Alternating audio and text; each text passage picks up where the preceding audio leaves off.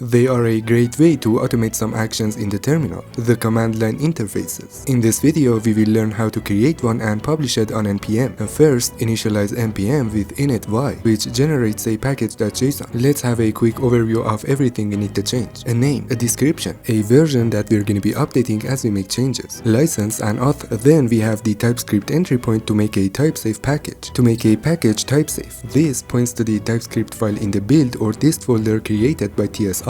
Binary assigns a script to a CLI command name. With this, you can call your CLI in the terminal. So choose fucking wisely. But it's also important to have a shebang at the top of that file to identify it as a CLIQ+. I got you covered on that with the TSUp config. Next up, we have files. In here, we specify which files are gonna get exposed on npm. And fucking finally, the keywords. Also, don't forget to change the type to ES modules and install the dependencies. Now let's define the tsconfig and tsup file. You could copy my config from GitHub. The tsup file allows us to compile TypeScript files into JavaScript files so we have type safety in our package. In here, we have a simple set of configuration. To highlight the most important ones, this is our entry point where we want to compile to JavaScript. We choose the formats and some other garbage I don't care about. Finally, with this, we add a shebang at the top of every JavaScript output. Otherwise, we need to add it manually. Customized ESBuild behaviors are also available since tsup is powered by ESBuild. Go to package.json and assign tsup to build a script. Now create the file we defined as the entry point like 1,000 times. Make sure to define it in the source folder. Add a function and call it to see if it works. Now here comes the fun part. Are you fucking kidding? To test it locally, build that shit. Yeah, I beat this shit. I love his BBC. He in my throat.